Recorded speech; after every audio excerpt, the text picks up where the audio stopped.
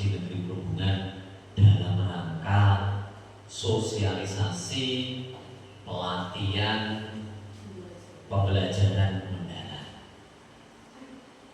Bapak Ibu, sosialisasi kali ini bertujuan untuk meningkatkan profesionalisme panjenengan dalam melaksanakan tugas, khususnya dalam penyampaian materi pembelajaran di kelas,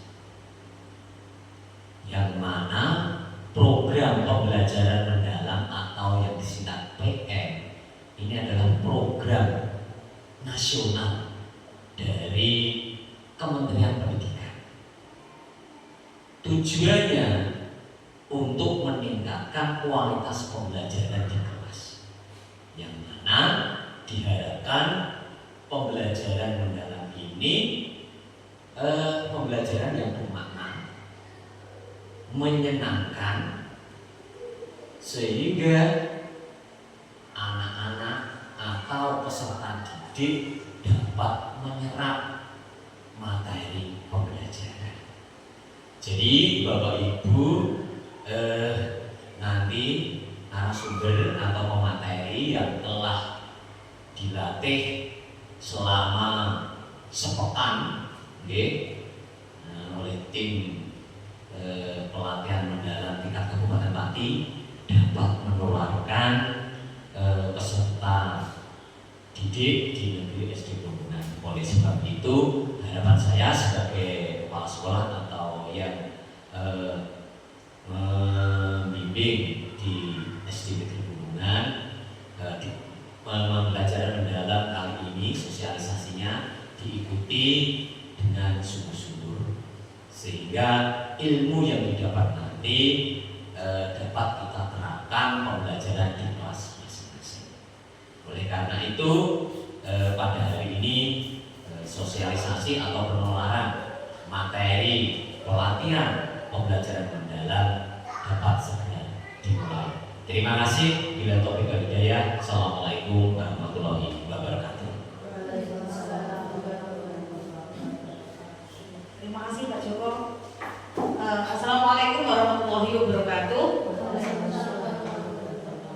Alhamdulillahirrahmanirrahim. Alhamdulillahilladzi arsala rasulahu bil huda wa dinil haqq wa yudhhiruhu 'ala dini kullihi walau karihal musyrikun. Rabbi shrah li sadri wa yassir li amri wahlul 'uqdatam min lisani yafqahu qawli. Amma ba'd. Kepada Pak Joko Saputra yang saya hormati selaku Kepala Sekolah SDN Perhubungan dan ibu-ibu rekan saya tercinta yang saya hormati dan saya banggakan, pertama-tama marilah kita panjatkan puji syukur kepada Allah Subhanahu wa taala yang telah memberikan rahmat, karunia dan hidayah sehingga hari ini kita bisa melakukan aktivitas bagaimana biasanya dengan keadaan yang sehat walafiat.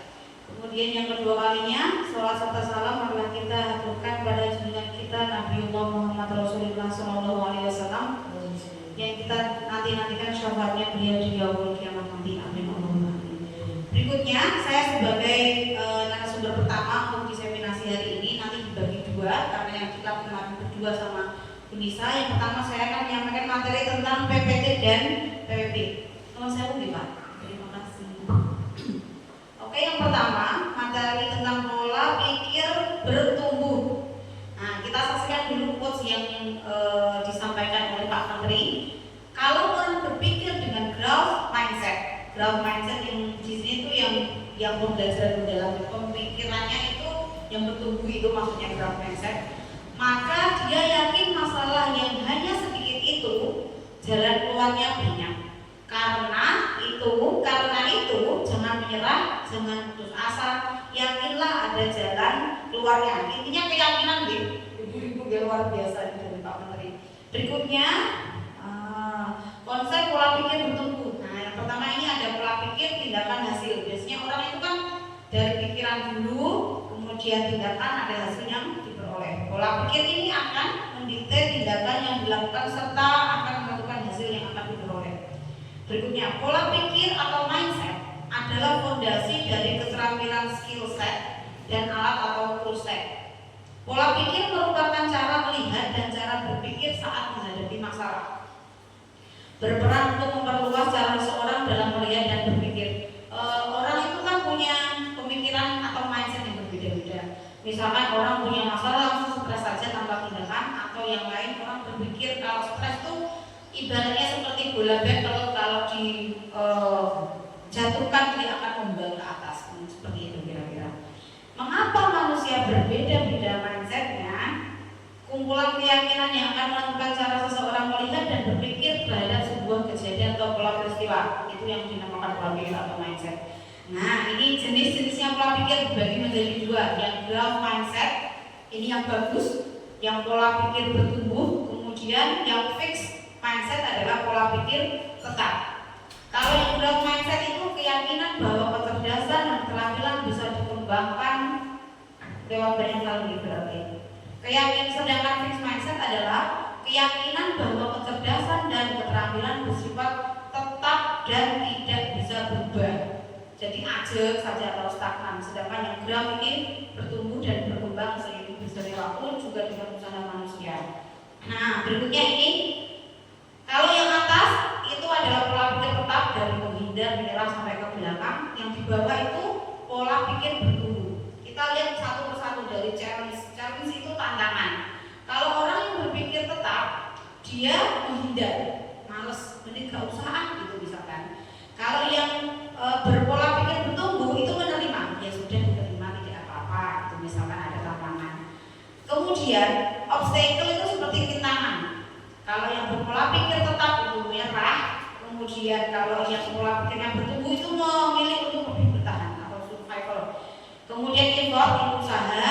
Kalau yang orang pola berpikir tetap mikirnya, kalau orang berusaha itu kalau nggak ada hasilnya itu tabzir atau mubazir. Sedangkan orang yang punya pola pikir bertumbuh menyatakan bahwa itu adalah peluang atau peluang emas gitu. Kemudian lagi kalau ada kritik, kalau orang yang berpikir bertumbuh itu memikir itu adalah informasi kritikan itu, sedangkan yang pola pikir tetap memikirkan itu adalah sebuah serangan. Dan yang terakhir, orang yang punya pola pikir tetap kalau melihat orang lain itu sukses akan memikir sebagai ancaman atau saingan mungkin ya. Tapi sedangkan orang yang berpola pikir bertumbuh menganggap orang lain sukses itu adalah sebuah inspirasi. Beda-beda. Sama-sama tantangan, rintangan, usaha sampai orang lain sukses itu ternyata orang memikir itu dengan pola pikir yang berbeda-beda.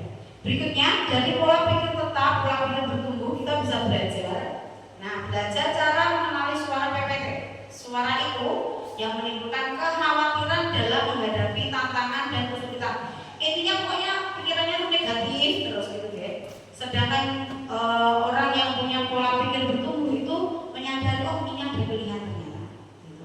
Kemudian berbicara kembali dengan suara PPB, suara yang menimbulkan optimisme dalam menghadapi tantangan dan kesulitan, melakukan aksinya. Berikutnya, nah ini perbedaan lagi. Suara pola pikir tetap dan perbedaan yang ada di suara pola pikir bertumbuh. Misalkan kalau saya gagal berarti saya tidak mampu. Tapi kalau yang pola pikir bertumbuh, kalau saya gagal berarti saya harus mencoba lebih lagi. Dan banyak contoh-contoh kejadian yang lain, seseorang yang hanya menyerah saja, sedangkan yang lain itu yang berpikir ini adalah kesempatan emas atau ilmu yang harus bisa dikembangkan. Misalkan contoh yang lain, saya misalkan yang di bawah pol itu kecerdasan dan kemampuan adalah segalanya dan akan menjadi faktor yang menentukan sukses tidaknya seseorang. Sedangkan yang suara pola pikir bertumbuh, belajar dan berusaha adalah faktor kunci yang akan menentukan sukses dan tidaknya seseorang.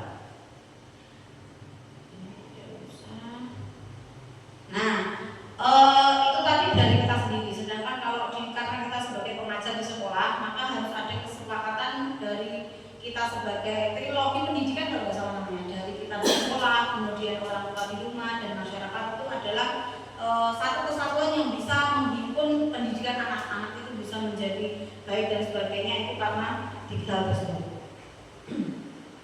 Hubungan guru dan murid ini, murid mengetahui bahwa gurunya yakin bahwa kemampuan muridnya dalam belajar itu bagus. Kita harus yakin dulu pada diri kita. Kalau kita udah yakin baru kita bisa menularkan ke orang lain. Yang berikutnya, murid menghormati dan menyukai gurunya. Ini tantangan tersendiri Bapak Ibu, tapi secara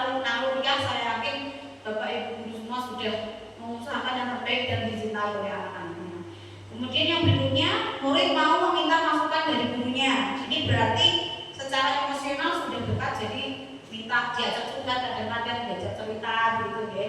Yang berikutnya, murid sadar bahwa nilai akademik yang diperoleh tidak lebih penting daripada perkembangan diri mereka sendiri. Yang saya ingat dulu dosen saya itu bilang tugas guru itu dua, yang satu mendidik, yang satu mengajar. Mendidik berarti berhubungan dengan pembentukan karakter dasar dan pengembangannya biar anak-anak itu bisa berkembang sendiri. Sedangkan yang mengajar adalah menyampaikan materi secara akademis atau pelajaran itu. Ini bisa berhubungan dengan yang ini. Dan yang terakhir, murid merasa aman dengan gurunya. Ini yang terakhir setelah disampaikan yang sebelum-sebelumnya. Ini yang berikutnya adalah ujian pribadi dan ujian proses. Cara guru memberikan pujian atau kritik juga menjadi faktor yang sangat menentukan tipe pola pikir yang akan terbentuk pada muridnya.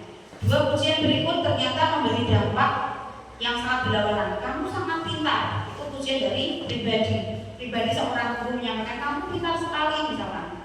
Tapi kalau pujiannya proses, kamu pasti sudah bekerja keras. Sebenarnya itu sama-sama pujian, tapi dampaknya itu beda. Karena yang satu pribadi, yang satu proses berhubungan dengan pembelajaran. Contoh yang lain, misalkan ini berhubungan dengan matematika. Kamu yang berbakat dari matematika, itu kalau secara pribadi misalkan kita nyanjung anak, itu kan sebagai apresiasi juga dia, Bapak Ibu pasti sudah sering dilakukan juga di kelas. Kalau ujian proses, kamu butuh materi matematika yang akan menatap otak kamu nanti, gitu misalkan. Kamu anak baik, kamu patut diapresiasi karena usahamu sangat baik. Nah, itu juga sedikit berbeda. Nah, ini the power of kata yet. Yet itu kalau di bahasa Inggris artinya belum. Belum itu kan artinya masih ada proses yang bisa dilakukan sehingga nanti bisa. Yang tadinya belum bisa berhasil, intinya seperti itu. Kemudian target performa versus target pembelajaran. Di dalam program kelas ada dua target, yaitu yang pertama target performa untuk membuat seseorang terlihat pintar seperti mendapatkan nilai A untuk bahasa Inggris. Sedangkan target pembelajaran untuk membantu seseorang belajar seperti mampu berkomunikasi dalam bahasa Inggris. Artinya kalau target performa ini berhubungan dengan nilai saja, nilai orientasi hasil. Sedangkan target pembelajaran adalah targetnya anak mampu memahami materi yang disampaikan oleh guru dengan bahasa yang komunikatif.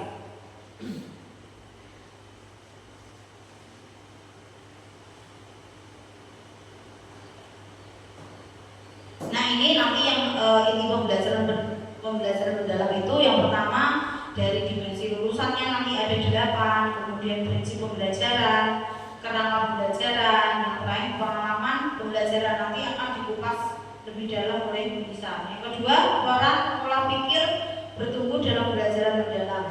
Ini yang atas surface learning, itu berarti pembelajaran yang masih di permukaan.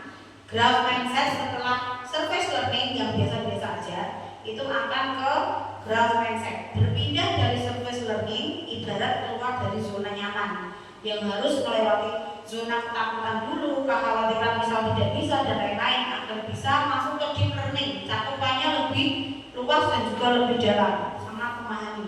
Oleh karena itu, growth mindset dibutuhkan agar bisa menghilangkan rasa takut untuk berhadapan dengan hambatan, tantangan, dan kesulitan. Ini sama kayak yang tadi. Kerangka pembelajaran mulai dari praktek pedagogis, kemudian praktek pedagogis itu diantaranya penggunaan model dan metode pembelajaran, berfokus pada pemecahan masalah yang kontekstual, kolaboratif, serta eksplorasi banyak ide-ide yang akan sering dihadapkan dengan berbagai hambatan. Kemudian lingkungan pembelajaran, pengembangan budaya belajar demi menciptakan iklim belajar yang kondusif serta bisa memotivasi murid untuk lebih bisa berkembang. Kemudian kemitraan pembelajaran di sini, misalkan kita bermitra dengan pihak puskesmas, kadang-kadang juga dengan pihak kepolisian, juga dengan tentara, bisa juga dengan orang tua atau pihak desa atau lingkungan yang lain. Misal pembelajaran IPAS berhubungan dengan misalkan di sini dengan petani, punya sawah, praktek apa gitu misalkan, itu bisa dimanfaatkan. Yang terakhir pemanfaatan digital, karena IT saat ini memang sangat berkembang, jadi ya kita menggunakan IT yang ada semaksimal mungkin. Kemudian nanti pengalaman belajar, memahami, mengaplikasi, merefleksi aplikasi prinsip-prinsip pembelajaran ada 3, kesadaran, bermakna, dan menggembirakan. Ternyata saya pikir dulu menggembirakan itu menyenangkan saja. Ternyata menggembirakan di sini yang dimaksudkan adalah anak-anak paham. Akhirnya mereka bilang, oh gini ternyata. Aha, ternyata seperti ini. Kalau kata Bu Murid itu aha momen. Yang berkesadaran itu maksudnya adalah bahwa murid-murid itu sadar bahwa dia harus, oh aku sepertinya butuh ya harus belajar tentang materi ini. Sedangkan bermakna itu yang dihubungkan dengan kehidupan sehari-hari.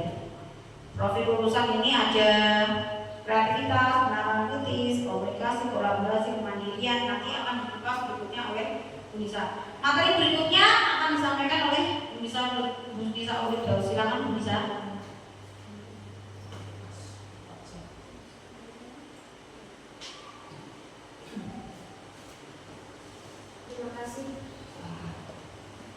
Terima kasih kepada Bu Isna yang sudah menerangkan tentang PPT dan PPP. Selanjutnya akan saya lanjutkan apa itu pembelajaran mendalam. Pembelajaran mendalam merupakan pendekatan yang memuliakan dengan menekankan pada penciptaan suasana belajar dan proses pembelajaran berkesadaran, bermakna, dan menggembirakan melalui olah pikir, olah hati, dan olah rasa, serta olah raga secara holistik dan terpadu. Jadi di dalam pembelajaran mendalam ini terdapat ada 3 prinsip tadi ya, berkesadaran, bermakna, dan menggembirakan. Nah itu nanti ada percabangannya lagi, yaitu ada olah pikir, olah hati, olah rasa, dan olah raga. Nah, selanjutnya adalah ini yang memuliakan. Dalam penerapan pembelajaran mendalam, semua pihak yang terlibat saling menghargai dan menghormati dengan mempertimbangkan potensi, martabat, dan nilai kemanusiaan. Ini adalah prinsip pembelajaran mendalam, ada berkesadaran, bermakna, dan menggembirakan. Berkesadaran itu seperti misalnya di dalam kegiatan pembelajaran, guru memberikan penjelasan kepada anak-anak bagaimana cara berdiskusi. Nah, itu termasuk berkesadaran. Kalau bermakna, kita memberikan pembelajaran yang dikaitkan dengan kegiatan nyata sehari-hari. Itu bermakna. Terus menggembirakan. Betul yang dikatakan Bu Isna tadi. Anak-anak itu menjadi paham tentang materi yang kita sampaikan. Nah, terus kayak ice breaking juga itu maksudnya menggembirakan.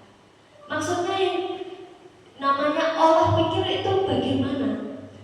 Bagaimana kita bisa mengoptimalkan pikiran kita terhadap lingkungan sekitar kelas. Terus olah hati itu berkaitan dengan perasaan, empati, dan olah rasa. Hati dan rasa itu berkaitan jadi satu ya. Terus olahraga berarti tentang kinestetik. Lanjut. Profil kerangka ya. Ini ada kerangka kerja pembelajaran mendalam. Ada 3 prinsipnya juga. Terus ada mengaplikasikan, merefleksi, dan memahami. Itu adalah pengalaman belajar. Untuk kerangka pembelajarannya ada praktik pedagogi, lingkungan pembelajaran, pemanfaatan digital, kemitraan pembelajaran, dan ada juga dimensi profil lulusan. Nah, itu yang nantinya dimasukkan ke dalam RPM. RPM itu penggantinya modul. Ya. 8 dimensi ini itu sama dengan profil pelajar Pancasila. Kalau yang di kurikulum Merdeka, gantinya itu ada komunikasi, kemandirian, kreativitas, kewarganegaraan, keimanan, penawaran kritis, kolaborasi, dan kesehatan. Oke. Kalau di sini ada rumus PMR ini 8334. Prinsip pembelajaran mendalam itu prinsipnya ada 3: berkesadaran, bermakna, dan menggembirakan. Lanjut. Kalau berkesadaran, karakteristiknya adalah kenyamanan murid. Terus fokus konsentrasi diperhatikan seperti tadi. Anak-anak diberikan penjelasan juga. Berarti itu kan memperhatikan guru harus memperhatikan anak-anak itu fokus untuk berdiskusi. Terus keterlibatan murid mengembangkan strategi belajarnya, keterbukaan terhadap perspektif baru, keingintahuan terhadap pengetahuan dan pengalaman baru. Contoh pelaksanaannya, memberikan pertanyaan pemantik. Bapak Ibu pasti kalau kegiatan pembelajaran dimulai, pertama-tama melakukan pertanyaan pemantik terkait kegiatan pembelajaran atau mengingatkan kegiatan pembelajaran sebelumnya. Itu maksudnya berkesadaran, memastikan murid mengetahui apa yang dicapai. Nah, seperti yang tadi saya sampaikan, guru membimbing anak-anak untuk berkelompok. Berkelompok ini untuk apa? Membahas apa? Nah, itu maksudnya berkesadaran. Terus melaksanakan pembelajaran yang interaktif, menyiapkan lingkungan pembelajaran yang nyaman. Itu maksudnya berkesadaran. Lanjut, prinsip bermakna. Karakteristiknya adalah relevan dengan kehidupan nyata, keterlibatan murid dalam pemecahan masalah, keterkaitan dengan pengalaman sebelumnya, kebermanfaatan pengalaman belajar untuk diterapkan dalam konteks baru. Terus selanjutnya keterkaitan dengan bidang ilmu lain dan pembelajaran sepanjang hayat. Contoh pelaksanaannya, mengembangkan pembelajaran yang sesuai dengan permasalahan sehari-hari. Misal, kita mengajarkan di kelas 2 tentang berhitung, berjumlah, dan berkurang. Nah, kita memberikan contoh soal kegiatan sehari-hari. Contohnya, Mira membeli permen di warung senilai 2.000. Nah, padahal dia mendapat uang dari ibunya 5.000. Sisanya berapa? Nah, seperti itu kita menyesuaikan dengan kegiatan sehari-hari anak. Lanjut, melibatkan murid dalam merancang pembelajaran seperti memilih proyek, menentukan isu, dan lain-lain. Berarti kalau pembelajaran seperti ini tuh pendekatannya ke diferensiasi sesuai dengan kebutuhan siswa. Nah, kebutuhan siswa itu dibagi menjadi 3. Ada visual, auditori, dan kinestetik. Nah, berarti LKPD-nya nanti berbeda-beda.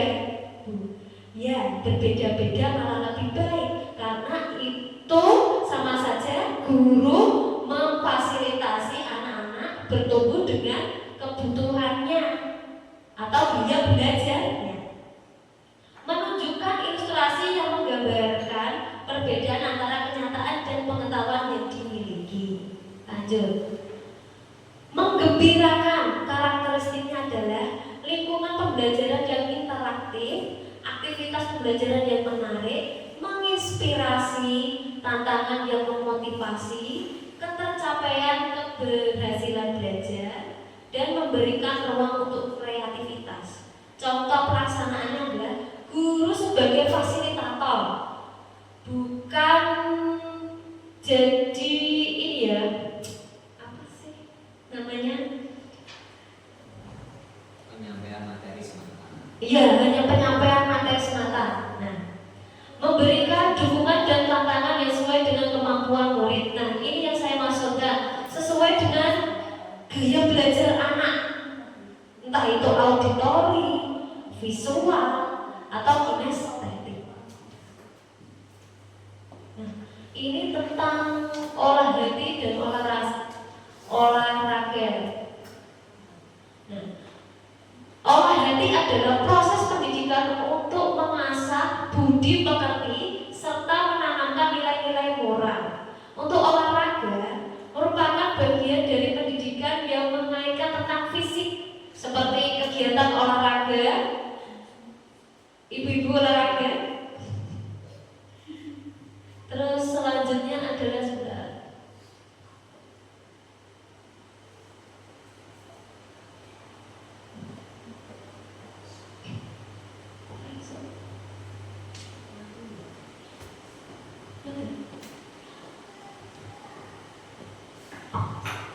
Oke,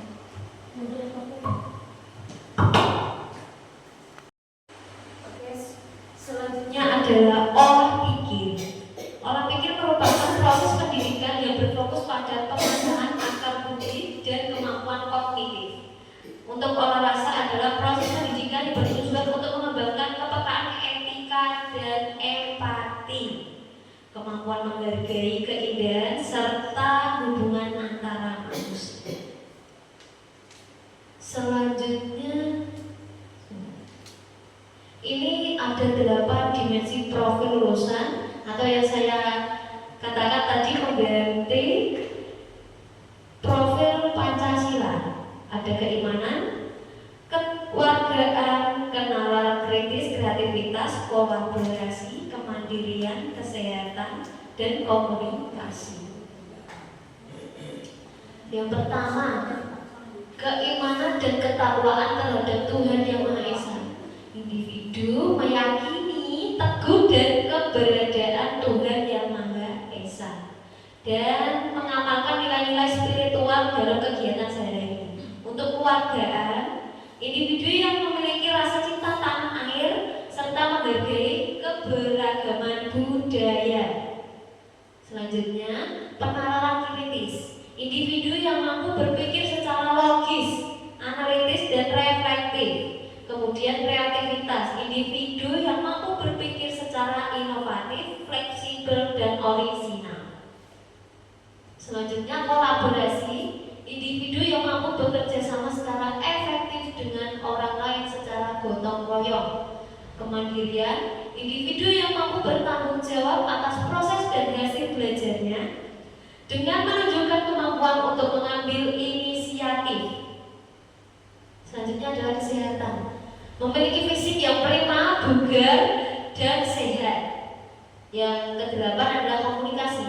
Individu yang memiliki kemampuan komunikasi intrapribadi untuk melakukan refleksi dan kemampuan komunikasi antar pribadi untuk menyampaikan ide. Intra ini untuk diri sendiri, kalau antar itu sesama teman lah, atau orang lain untuk menyampaikan ide dan gagasan. Terus selanjutnya itu ada pengalaman belajar. Nah, nanti pengalaman belajar ini harus dimasukkan dalam RPM langkah-langkahnya ya. Ada memahami, mengaplikasikan, merefleksi. Untuk memahami, karakteristiknya adalah menghubungkan pengetahuan baru dengan pengetahuan sebelumnya, menstimulasi proses berpikir peserta didik, menghubungkan dengan konteks nyata dan kehidupan sehari-hari, memberikan kebiasaan eksploratif dan kolaboratif, menanamkan nilai moral dan etika serta nilai positif lainnya, mengaitkan pembelajaran dengan pembentukan karakter. Aktivitasnya adalah menonton, membaca, mendengarkan, bertanya, menjelaskan, membandingkan, menghubungkan, dan pengalaman pribadi. Selanjutnya adalah mengaplikasikan, menghubungkan konsep baru dengan pengetahuan sebelumnya, menerapkan pengetahuan ke dalam situasi nyata dan atau di bidang lain, mengembangkan pemahaman dengan eksplorasi lebih lanjut, berpikir kritis, dan mencari solusi inovatif berdasarkan pengetahuan yang ada. Kalau mengaplikasikan itu contohnya seperti misalnya dalam kegiatan pembelajaran kita itu ada kegiatan diskusi, membuat proyek, itu sama saja dengan mengaplikasikan.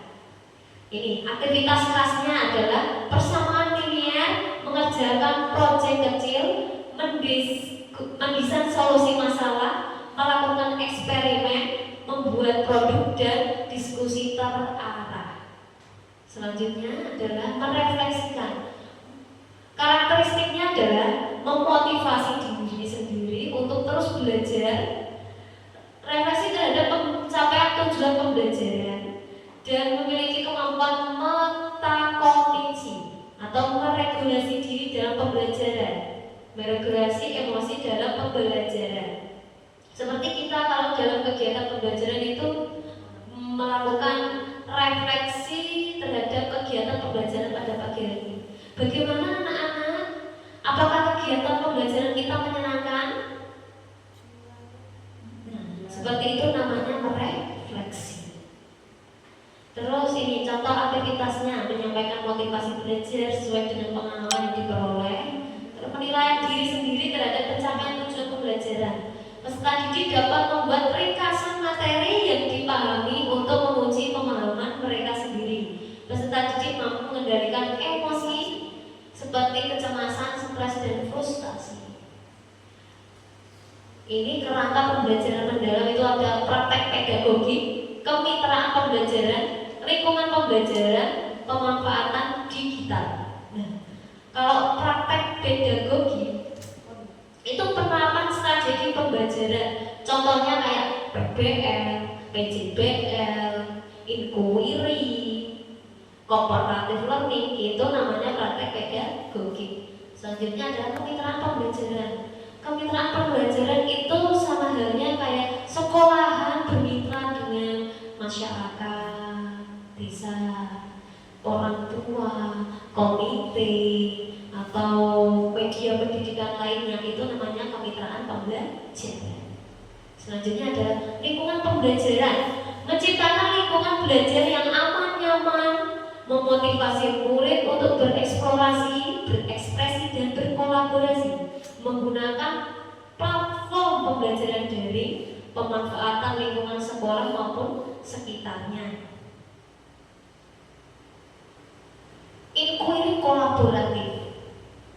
Inquiry kolaboratif adalah suatu pendekatan atau metode pembelajaran yang melibatkan kolaborasi antara guru, siswa, atau keduanya untuk menyelidiki, menganalisis data, dan merefleksikan praktik atau pembelajaran demi menemukan solusi serta meningkatkan hasil belajar. Metode ini menekankan pada diskusi, eksplorasi ide secara kelompok, dan refleksi kolektif untuk memecahkan masalah, bukan sekedar mencari jawaban cepat. Berarti inquiry kolaboratif itu harus berdasarkan data.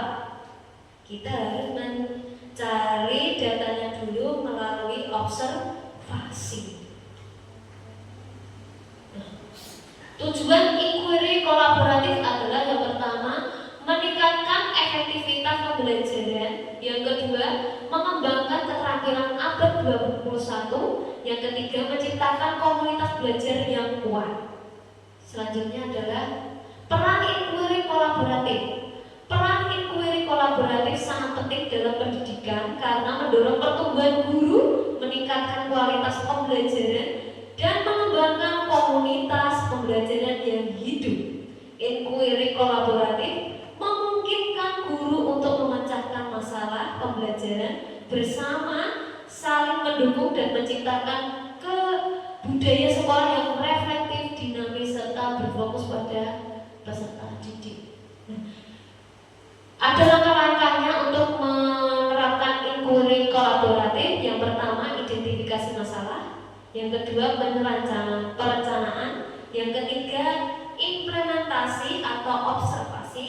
Yang keempat, pengumpulan data. Yang kelima, refleksi dan analisis. Ciri-ciri dari inquiry kolaboratif adalah berbasis data, non-hierarkis, dan implementasi, pengumpulan data, refleksi, dan analisis. Selanjutnya adalah ada komponen RPM. Yang pertama itu dimensi profil lulusan yang ada 8 tadi. Terus capaian pembelajaran, tujuan pembelajaran, alur tujuan pembelajaran. Yang kelima adalah pemahaman bermakna.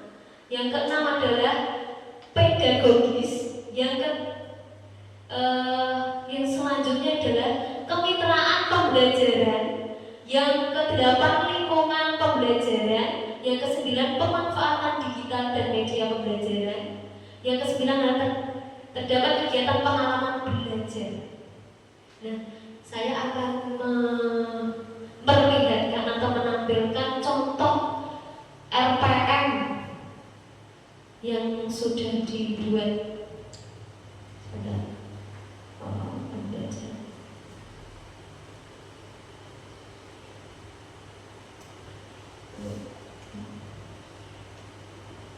Ini RPM kelas 3. Materinya itu tentang metamorfosis atau siklus hidup manusia. Ini menggunakan pendekatan berdiferensiasi. Nah, pendekatan berdiferensiasi itu kita mengelompokkan anak-anak sesuai dengan gaya belajarnya. Ada visual, auditori, dan kinestetik. Nah, di dalam pendekatan diferensiasi itu ada diferensiasi proses, diferensiasi konten, sama diferensiasi produk. Proses itu dimana kegiatan pembelajaran dimulai dan kayak media-media itu masuknya di proses. Contohnya kayak gini, guru menyiapkan materi pembelajaran berupa PowerPoint. Nah, ini untuk kebutuhan yang visual. Kemudian guru menyiapkan materi berupa video pembelajaran. Berarti ini untuk kebutuhan anak yang auditori. Terus ini media pembelajaran yang diorama. Yang ketiga adalah kinestetik. Berarti media pembelajaran yang nyata, diorama. Untuk diferensiasi konten,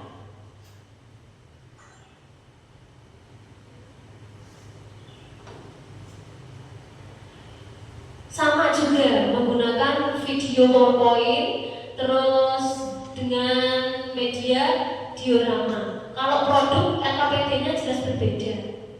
Nanti seperti ini.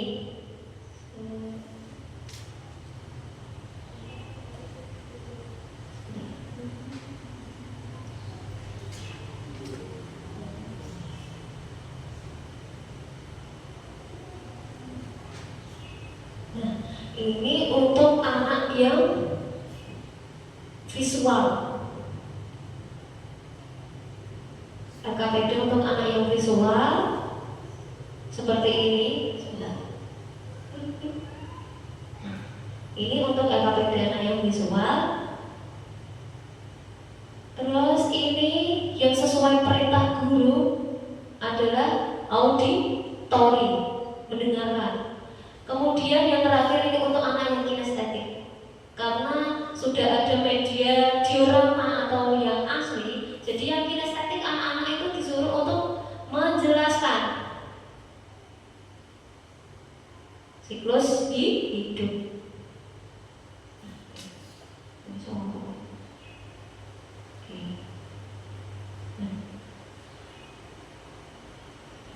Lanjut kita ke komponennya langsung saja. Di sini ada dimensi profil lulusan yang menggantikan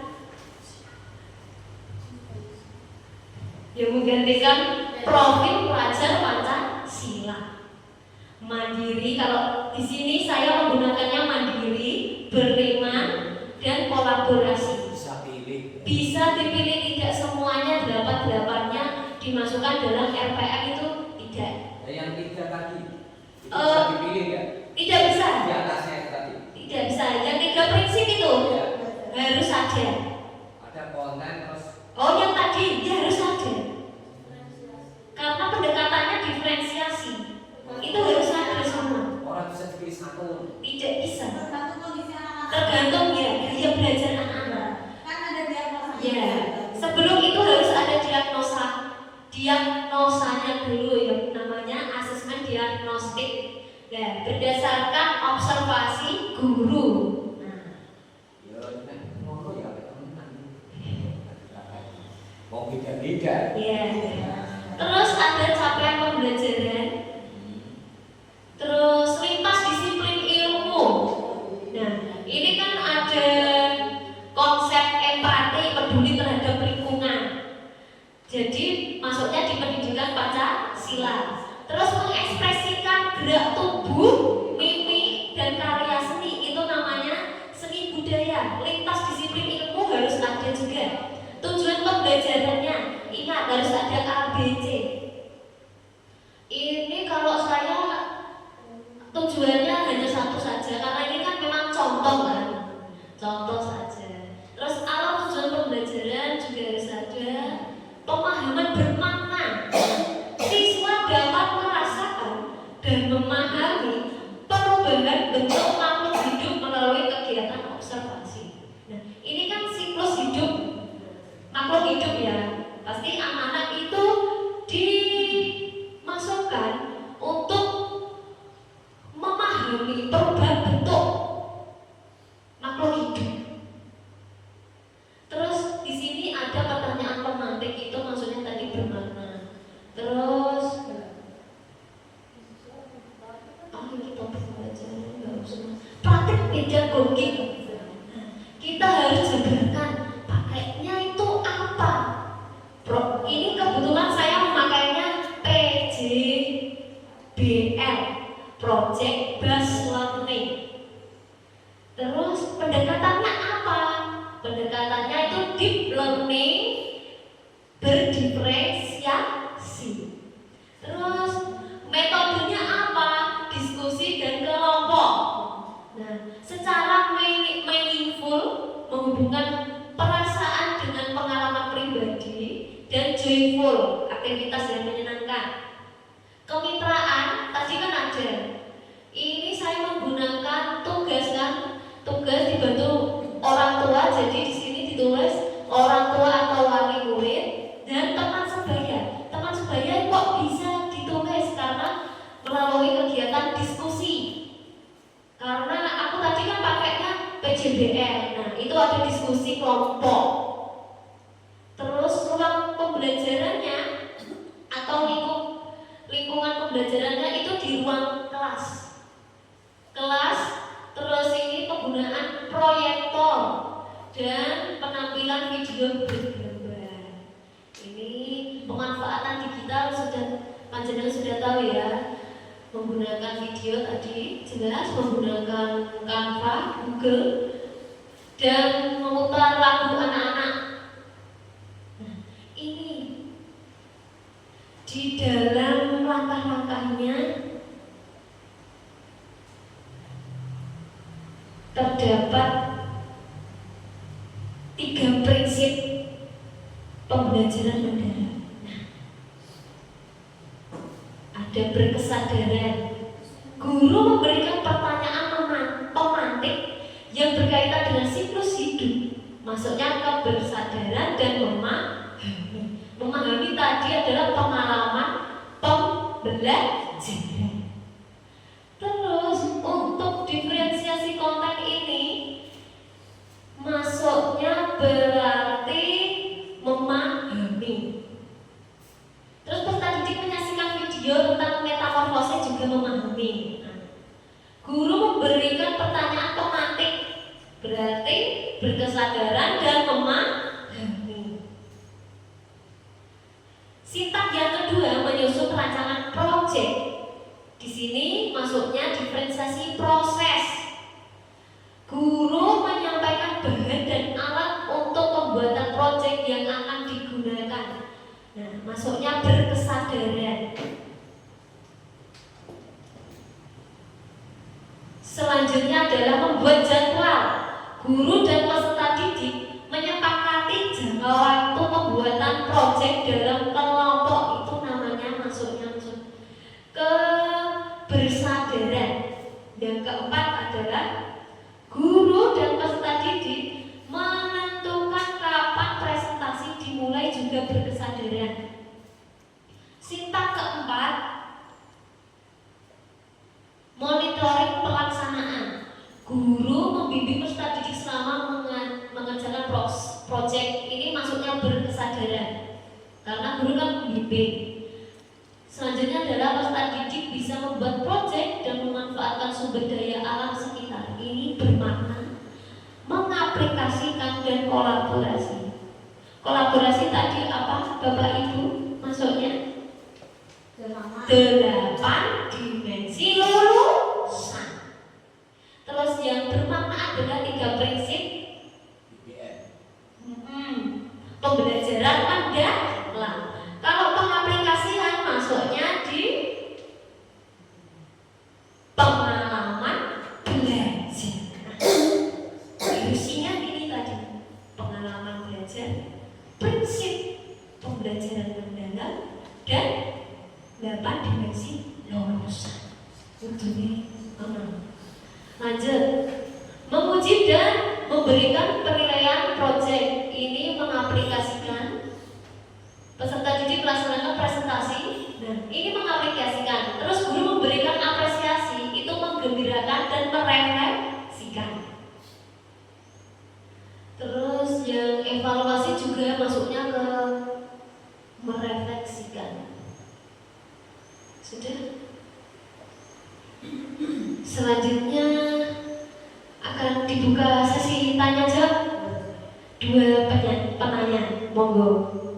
Siapa yang ingin bertanya terkait penjelasan PPT dan PPB serta pembelajaran mendalam? Terima kasih atas paparan pembelajaran mendalam yang terakhir ini.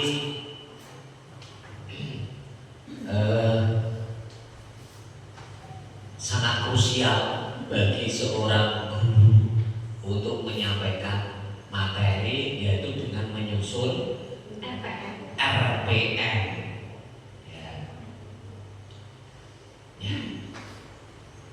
Sebelum menyusun RPM itu kan guru mencari pola pikir bertumbuh peserta didik, ya kan? Supaya seorang guru dapat menyusun RPM sesuai dengan apa itu tadi ada 3 belajarnya. Nah, pertanyaan saya, bagaimana seorang guru dapat menumbuhkan pola pikir bertumbuh pada siswa? Terima kasih. Akan dijawab oleh Bu Isna karena itu penjelasan dari Bu Isna ya. Monggo Bu Isna. Terima kasih atas pertanyaannya Pak Joko. Karena ini tadi berhubungan dengan nanti juga itu ngeling sama materi yang bisa KPM. Kalau ngeling sama materi saya tadi karena PPT dan PPB. Jadi kalau untuk menumbuhkan anak-anak itu bisa agar bisa punya pola pikir yang bertumbuh, itu memang prosesnya tidak bisa seperti membalikan telapak tangan Pak. Itu tadi berhubungan juga dengan teknologi pendidikan. Memang dari rumah kita harus berkomunikasi dengan orang tua, kita sebagai guru juga harus terus belajar, juga berhubungan dengan masyarakat. Nah, contoh itu yang bisa kita laksanakan adalah misalkan pada saat kita mau yang bertumbuh, itu memang prosesnya tidak bisa seperti membalikan telapak tangan Pak. Itu tadi berhubungan juga dengan teknologi pendidikan. Memang dari rumah kita harus berkomunikasi dengan orang tua, kita sebagai guru juga harus terus belajar, juga berhubungan dengan masyarakat. Nah, contoh itu yang bisa kita laksanakan adalah misalkan pada saat kita mau menerimakan rapor, kita mengundang orang tua, itu bisa kita komunikasikan. Namun dalam sehari-hari kalau saya biasanya melakukan pembinaan sebisa saya sama anak-anak, terus lancar berkomunikasi sama orang tua, juga dengan rekan-rekan dan Pak Kepala Sekolah sendiri seandainya ada sesuatu yang bisa dibicarakan, nanti misal ada masalah kita punya solusinya. Setelah seperti itu komunikasi yang terbentuk, anak-anak itu juga yang penting intinya anak-anak itu tidak terlalu dilayani, tidak terlalu dimanja kalau saya bilangnya sama orang tua itu.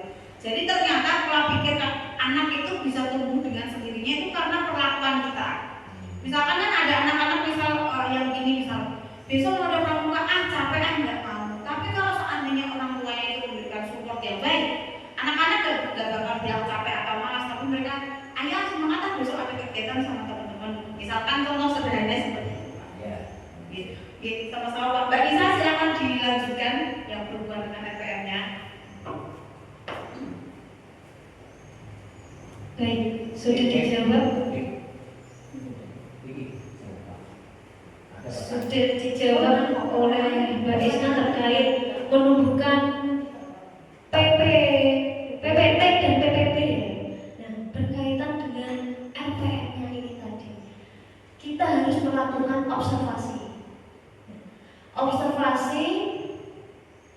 yang berkaitan dengan PPT dan PBB tadi. Ya. Selanjutnya setelah observasi kita membuat asesmen diagnostik. Asesmen diagnostiknya juga ada rubriknya.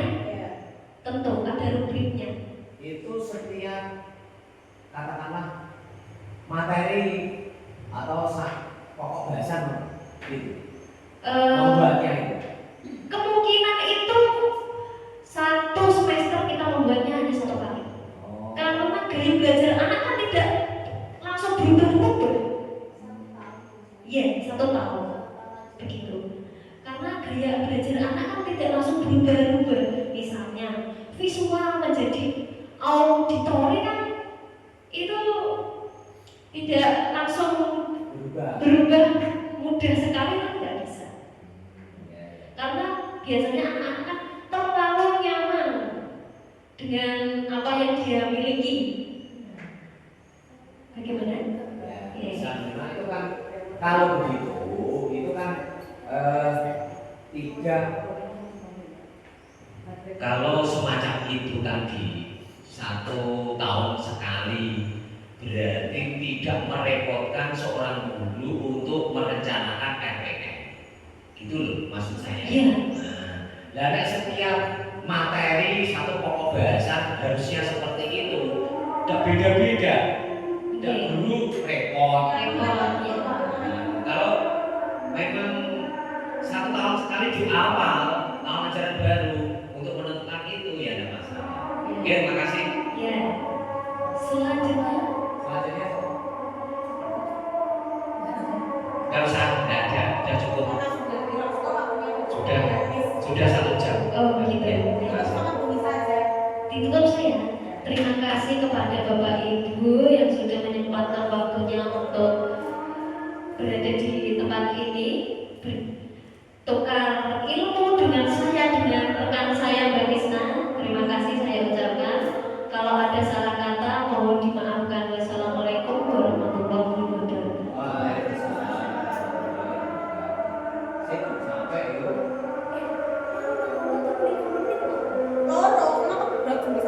Ngono ya wis saiki mang ya padha nang gapeku.